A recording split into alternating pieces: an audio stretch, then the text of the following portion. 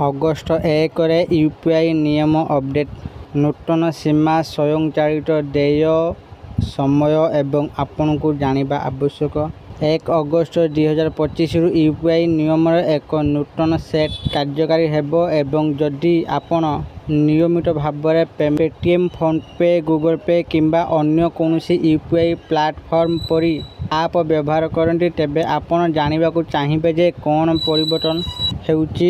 ଯଦି ଆପଣମାନେ ବି UPI user, ତ ଆପଣମାନଙ୍କର ବି ଜାଣିବା ଦରକାର। ଫୋନ୍ପେ ହେଉ, ଗୁଗଲ ପେ ହେଉ, ପେଟିଏମ୍ ହେଉ, ଆପଣମାନେ ବି ଯଦି ୟୁଜ୍ କରୁଛନ୍ତି, ତ ଆପଣମାନେ ବି ଜାଣିବା ଦରକାର ଯେ କ'ଣ ନୂଆ ନିୟମ ୟୁପିଆଇ ତରଫରୁ ଜାରି ହେଇଛି, କ'ଣ ଚେଞ୍ଜ ହେଇଛି, ତ ଆପଣମାନଙ୍କର ନିହାତି ଜାଣିବା ଦରକାର।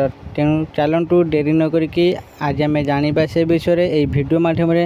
ତେଣୁ ଭିଡ଼ିଓକୁ ଆରମ୍ଭ କରିବା ପୂର୍ବରୁ ଆପଣ ସମସ୍ତଙ୍କୁ ଅନୁରୋଧ କରୁଛି ଆମ ଚ୍ୟାନେଲକୁ ସବସ୍କ୍ରାଇବ୍ କରିଦିଅନ୍ତୁ। ଚାଲନ୍ତୁ ଡେରି ନ କରିକି ଭିଡ଼ିଓଟିକୁ ଆରମ୍ଭ କରିବା ଏବେ। 1 ଅଗଷ୍ଟ 2025ରୁ ୟୁପିଆଇ ନିୟମର ଏକ ନୂତନ ସେଟ୍ କାର୍ଯ୍ୟକାରୀ ହେବ ଏବଂ ଯଦି ଆପଣ ନିୟମିତ ଭାବରେ ପେଟିଏମ୍, ଫୋନ୍ପେ, ଗୁଗଲ ପେ କିମ୍ବା ଅନ୍ୟ କୌଣସି ୟୁପିଆଇ ପ୍ଲାଟଫର୍ମ ପରି ଆପ୍ ବ୍ୟବହାର କରନ୍ତି, ତେବେ ଆପଣ ଜାଣିବାକୁ ଚାହିଁବେ ଯେ କ'ଣ ପରିବର୍ତ୍ତନ ହେଉଛି। ୟୁପିଆଇ ଇକୋସିଷ୍ଟମକୁ ତଦାରଖ କରୁଥିବା national payment corporation of India (NPCI) system ଉପରେ ଚାପ କମ୍ କରିବା ଏବଂ ପେମେଣ୍ଟ ବିଳମ୍ବ ଏବଂ ବିଫଳ କାରବାର ଭଳି ସମସ୍ୟାକୁ ହ୍ରାସ କରିବା ପାଇଁ ଏହି ନୂତନ ସୀମା ପ୍ରଚଳନ କରୁଛି। ଏହି ପରିବର୍ତ୍ତନଗୁଡ଼ିକ ଆପଣଙ୍କ ସ୍ଥାନୀୟ କିରାଣା ଦୋକାନରେ ଆପଣ କିପରି ଦେୟ ଦିଅନ୍ତି ତାହା ପ୍ରଭାବିତ କରିନପାରେ, କିନ୍ତୁ ସେମାନେ ବାଲାନ୍ସ ଯାଞ୍ଚ, ସ୍ଥିତି ରିଫ୍ରେଶ୍ ଏବଂ ଅନ୍ୟାନ୍ୟ ଜିନିଷ ଉପରେ ସୀମା ଲଗାନ୍ତି। NPCI କହିଛି ଯେ ଲକ୍ଷ୍ୟ ହେଉଛି ୟୁପିଆଇକୁ ଅଧିକ ସୁଗମ, ଅଧିକ ନିର୍ଭରଯୋଗ୍ୟ ଏବଂ କମ୍ ବିଭ୍ରାଟର ସମ୍ଭାବନା, ବିଶେଷ କରି ପିକ୍ ଘଣ୍ଟା ସମୟରେ। ଆଗାମୀ ୟୁପିଆଇ ନିୟମ ବିଷୟରେ ଆପଣଙ୍କୁ ଯାହା ଜାଣିବା ଆବଶ୍ୟକ ତାହା ଏଠାରେ ଅଛି। ଅଗଷ୍ଟ 1 ତାରିଖରୁ ନୂତନ ୟୁପିଆଇ କାରବାର ସୀମା କ'ଣ ହେବ? ଆସନ୍ତା ମାସରୁ ୟୁପିଆଇ ଉପଭୋକ୍ତାମାନେ ଦିନକୁ କେବଳ 50 ଥର ସେମାନଙ୍କର ଆକାଉଣ୍ଟ ବାଲାନ୍ସ ଯାଞ୍ଚ କରିପାରିବେ। ସେହିପରି ଜଣେ ଉପଭୋକ୍ତା ତାଙ୍କ ଫୋନ୍ ନମ୍ବର ସହିତ ଲିଙ୍କ ହୋଇଥିବା ବ୍ୟାଙ୍କ ଆକାଉଣ୍ଟଗୁଡ଼ିକୁ ଦେଖିବାର ସଂଖ୍ୟା ଦିନକୁ 25 ଥର ପର୍ଯ୍ୟନ୍ତ ସୀମିତ ରହିବ। ସିଷ୍ଟମର ଅନାବଶ୍ୟକ ଟ୍ରାଫିକ୍ ହ୍ରାସ କରିବା ପାଇଁ ଏହି ନୂତନ ସୀମା ଯୋଡ଼ାଯାଇଛି, ଯାହା NPCI ଦାବି କରୁଛି ଯେ ଅତ୍ୟଧିକ ବ୍ୟବହାର ସମୟରେ ମନ୍ଥରତା ଏବଂ ବିଭ୍ରାଟ ସୃଷ୍ଟି କରେ। ୟୁପିଆଇ ଅଟୋପେ ବୈଶିଷ୍ଟ୍ୟରେ କିଛି ପରିବର୍ତ୍ତନ ହୋଇଛି କି?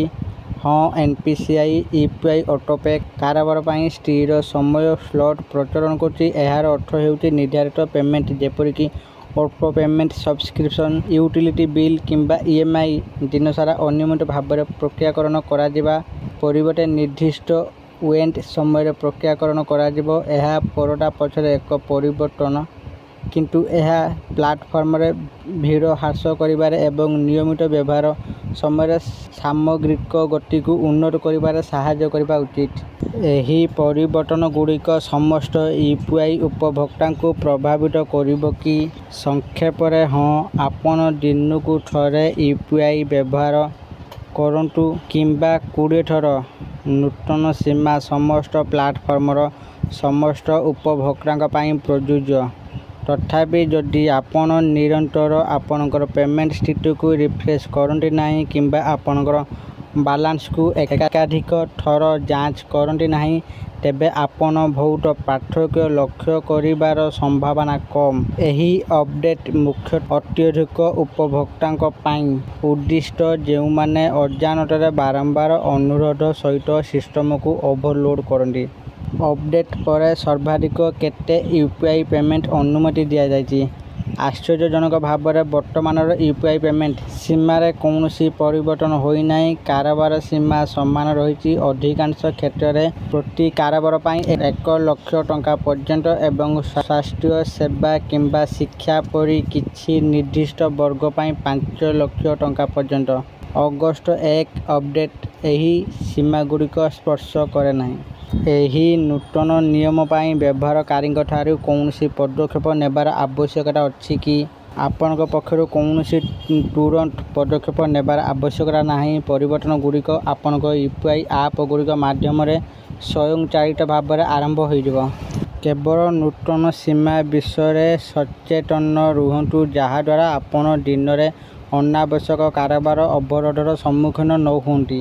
ଏହି ପରିବର୍ତ୍ତନଗୁଡ଼ିକ କ'ଣ ବ୍ୟବସାୟୀ ପେମେଣ୍ଟ ଏବଂ ବିଲ୍ ପ୍ରଦାନକାରୀଙ୍କୁ ପ୍ରଭାବିତ କରେ? ହଁ, କିନ୍ତୁ କେବଳ ସେହି ପରିମାଣରେ ଯେ ସ୍ୱୟଂଚାଳିତ ଦେୟ ସମୟ ବର୍ତ୍ତମାନ ନୂତନ ସ୍ଥିର ସ୍ଲଟ୍ ଅନୁସରଣ କରିପାରେ। ସ୍ୱୟଂଚାଳିତ ୟୁପିଆଇ ସଂଗ୍ରହ ଉପରେ ନିର୍ଭର କରୁଥିବା ବ୍ୟବସାୟଗୁଡ଼ିକୁ ନୂତନ ସମୟ ସହିତ ସମନ୍ୱୟ ରଖିବାକୁ ପଡ଼ିପାରେ, କିନ୍ତୁ ଅଧିକାଂଶ ଉପଭୋକ୍ତାଙ୍କ ପାଇଁ ଆପଣ ଆପଣଙ୍କର ମୋବାଇଲ ରିଚାର୍ଜ ପାଇଁ ଦେୟ ଦେଉଥିବା କିମ୍ବା ସବସ୍କ୍ରିପସନ୍ ପାଇଁ ଜିନିଷଗୁଡ଼ିକ ପୂର୍ବପରି କାମ କରିବ।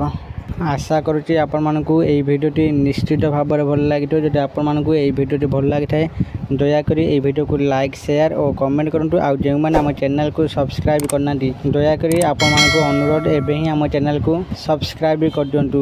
ଧନ୍ୟବାଦ।